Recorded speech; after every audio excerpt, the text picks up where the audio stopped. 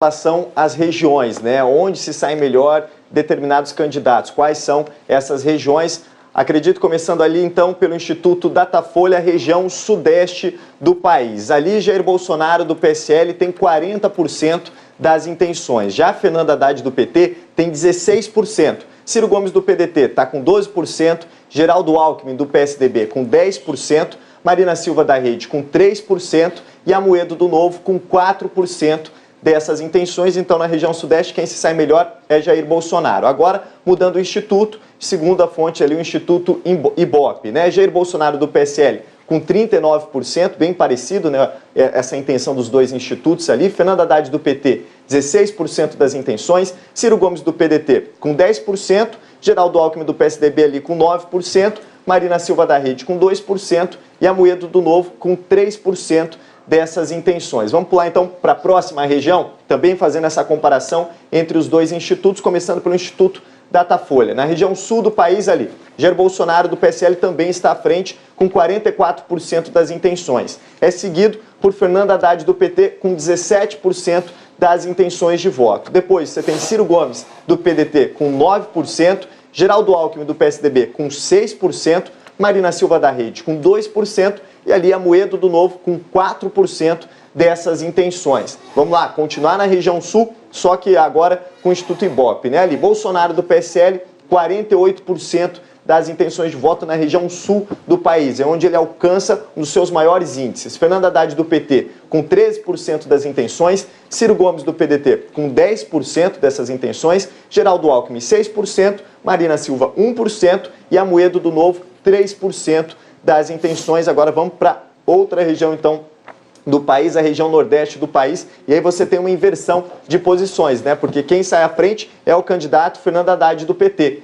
Enquanto Jair Bolsonaro do PSL tem ali, 22% das intenções, Fernando Haddad do PT tem 36%. Ciro Gomes do PDT, 19%, é onde também ele se sai melhor na região nordeste. Geraldo Alckmin, 4%, Marina Silva da Rede, 3% e Amoedo do Novo, 1% dessas intenções. Vamos então agora para o Ibope, né? Continuando ali na região nordeste do país. Bolsonaro do PSL, 20% das intenções, Haddad, 37%, também à frente, né? Ciro Gomes, 17%, Geraldo Alckmin, 4%, Marina Silva da Rede com 4% e Amoedo do Novo com 1% das intenções de voto. Agora vamos para outra região, portanto, do país, a região norte do país, segundo o Instituto Datafolha. Ali quem volta à frente é o candidato Jair Bolsonaro do PSL, que tem 35% dessas intenções. Depois você tem Haddad com 26%, Ciro com 11%, Alckmin com 6%, Marina com 4% e Amoedo com 2% também. Vamos lá para o outro instituto então?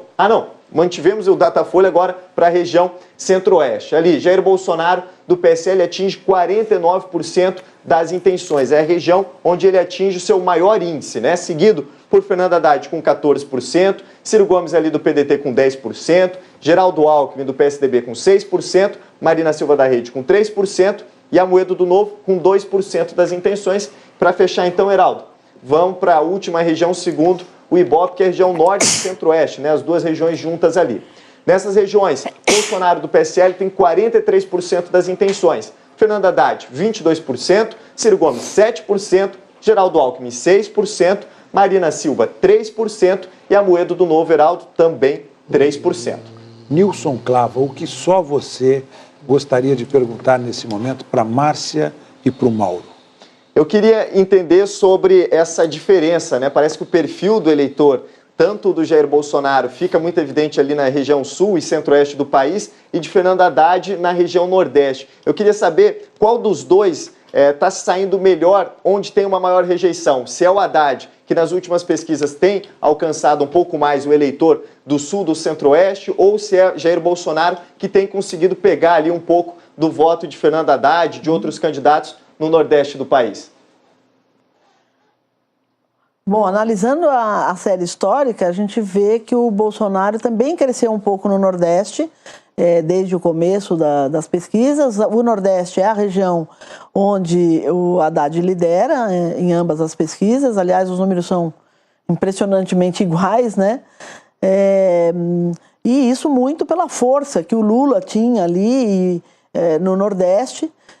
A gente já falou dessa questão da transferência, mas tinham estados ali individualmente, quando você faz a pesquisa estadual, não no conjunto da nacional, mas individualmente cada um, tinham estados que o Lula chegava a ter 60%, 50% dos votos, né? Então, a região que o Haddad vai melhor é realmente a Nordeste, essa região pesa 26% do eleitorado como um todo, mas a gente também observa que houve um crescimento do Jair Bolsonaro nessa região, aí na casa dos 22% de votos nessa região, onde que no começo da campanha ele tinha um índice bem menor, né? 15, 16, 17, então ele deu um avanço, mas não tão significativo quanto foi o avanço do Haddad nessa região pós a saída do Lula. No Sul e no Sudeste, ele também cresce um pouco o Haddad, mas numa proporção, apesar que são as regiões mais populosas, né? A região Sudeste, 44% do eleitorado, ele cresce, mas ainda fica distante do Jair Bolsonaro, por exemplo, na região Sudeste, onde tem estados como o Rio de Janeiro, que tem um índice de voto em Bolsonaro muito forte e cresceu bastante também em São Paulo e Minas nessas últimas pesquisas. Mauro, e com relação aos números do Instituto Datafolha, você também tem essa mesma perspectiva? Eu tenho, Nilson, alguns destaques, sim. Eu destacaria se a gente tomar como parâmetro a pesquisa realizada no final de setembro, o Bolsonaro cresceu no Nordeste de 16 para 22 pontos, enquanto o Fernando Haddad ficou praticamente estável. Ele passou de 38% para 36% agora, oscilou 2 pontos negativos. Enquanto Ciro Gomes, comparando com essa pesquisa do final de setembro, ele passou de 15% para 19%. É uma região simbólica para o PT, e a gente percebe que na última semana Haddad ficou estável enquanto Ciro cresceu. Mas Bolsonaro também passando de 16 para 22. Eu destacaria também a região Centro-Oeste, que em relação a essa mesma pesquisa, Bolsonaro cresceu 10 pontos, de 39% para 49%. E é uma região em que tanto Haddad quanto Ciro Gomes têm taxas baixas. Haddad tem 14% e Ciro Gomes 10%. Então é uma vantagem na região Centro-Oeste. Bolsonaro levaria no primeiro turno de lavada, nesse momento. E na região Norte também há um desempenho importante de Bolsonaro. Ele passa de 29% para 35% em uma semana, enquanto Haddad aí também fica estável. São movimentos internos que ajudam a gente a entender na central das eleições, o movimento no total da amostra. Todos os...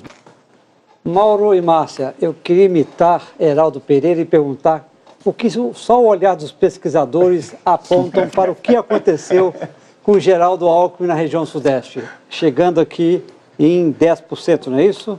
9%, 10%. O que o olhar do pesquisador, segundo Heraldo Pereira aponta, enxerga o que aconteceu com o Alckmin na região Sudeste?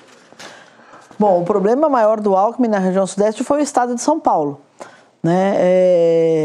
Se a gente olhar individualmente aí os candidatos, o Bolsonaro lidera no Rio de Janeiro com ampla vantagem. Se você olhar o Ciro, ele lidera no Ceará. E Geraldo Alckmin não conseguiu liderar no estado de São Paulo em nenhum momento.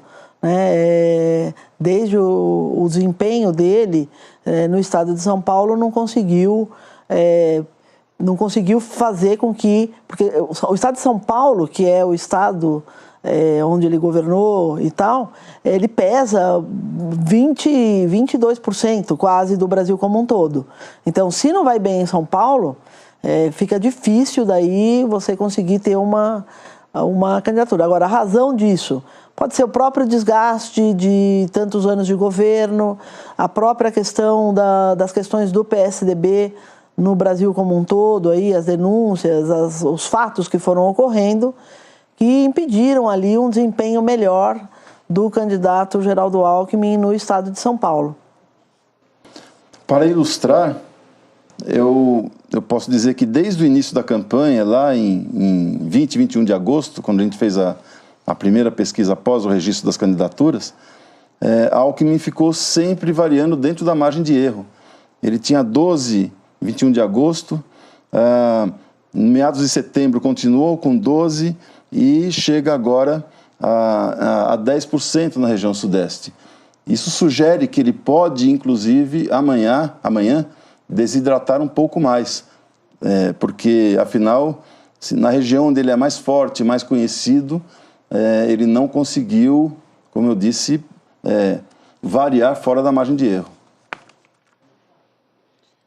Nós vamos para mais um rápido intervalo e voltamos já já com números da pesquisa Datafolha, números do Ibope, a análise com o nosso time de comentaristas e o olhar dos pesquisadores. Fique aí, a gente volta já já.